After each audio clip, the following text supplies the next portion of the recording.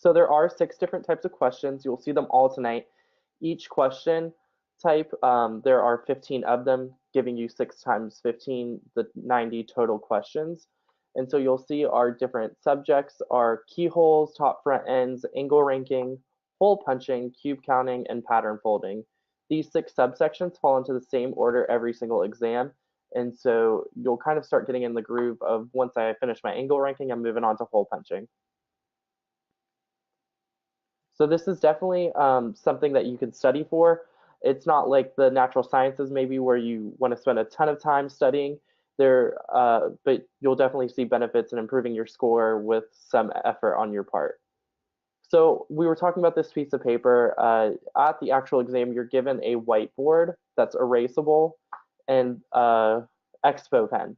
And so what you're going to be using your board for in this section, it's available to you throughout the exam, but for this specific portion of the exam, you're going to be using it for 2 of our question types, including hole punching and cube counting. So what you're going to want to do in the top right, we have tic-tac-toe board set up. And what you're going to do is take 3 lines and intersect them with another 3 lines. And you're going to want 15 of these tic-tac-toe boards to help you with hole punching. One of the subsections we'll be talking about in a little bit. The next question type we'll be using our whiteboards for is cube counting. So we'll be creating a T-chart as shown in the lower right, and that T-chart is just going to list 0 through 5 and then have space to the right for you to tally some things later. We'll go through this in a little bit so you'll be caught up to speed. Yeah, for sure. And something that I want to add on this as well is if you finish your survey of the natural sciences early and you have like 2 minutes left or whatever, you can go ahead and start drawing out your board for PAT at that time. You're not allowed to write during the breaks or anytime you're not in a section, but you are given those 2 laminated sheets. And if you are in a section, you can write on it. It doesn't necessarily have to be related to that section. So I'm going to go ahead and get started with our first section tonight, which is keyhole. And these are the directions provided directly by the ADA. So essentially, you're given a 3-dimensional object, and they're going to give you 5 answer choices and ask you, okay, so here's this 3-dimensional shape. What hole does it fit through? Hence the name keyhole. And you can turn it in whichever way you want, and I'll explain that in a second. But essentially, there's 3 ways for these shapes to be able to fit through these keyholes, and you kind of have to use different strategies to get that 3-dimensional shape down to 3 different 2-dimensional shapes in order to solve this question type. So again, the goal here is to get the given object through one of the given holes. And I really like the picture on the right side of your screen here. It's from one of those like Japanese game shows where these people are trying to bend their bodies, their 3-dimensional bodies, so that they can fit through these 2-dimensional holes. And the idea is exactly the same for this keyhole section. So just kind of keep that in mind for this. And the 3 tips that I want to offer here are look at your proportions and look for some irregularities. So some of the objects might look very similar, but say you might have a projection at the halfway point versus at like, like the third of an object. You want to look at, where the projection's coming out and then relate that back to your 3-dimensional figure. All right, so the 2 main strategies I have for you here to get that 3-dimensional object down to that 2-dimensional hole is 1, the crushing method. So imagine you have a cylinder, right? Kind of like a Coke can. And if you're crushing that down from above, you go from this 3-dimensional cylinder into this 2-dimensional circle. And that same strategy is accomplished by looking at the picture on the bottom right, which is what I call the shadow method, or some people refer to it as the flashlight method. If I get that same Coke can, that same cylinder, and I shine a flashlight from the side, I'm going to be projecting a circle onto the wall over to my left.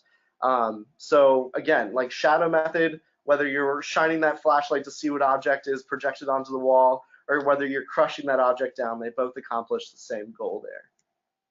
All right, so let's go ahead and look at this example, and I'll walk you through this one. But essentially, when I'm talking about this crushing strategy or this flashlight strategy, I can crush from, let me get a pointer out here. So I can, it's not a pointer. Do I have one? Maybe not.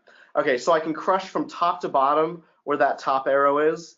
I can crush from front to back where that left arrow is, or I can crush from side to side where this other arrow is.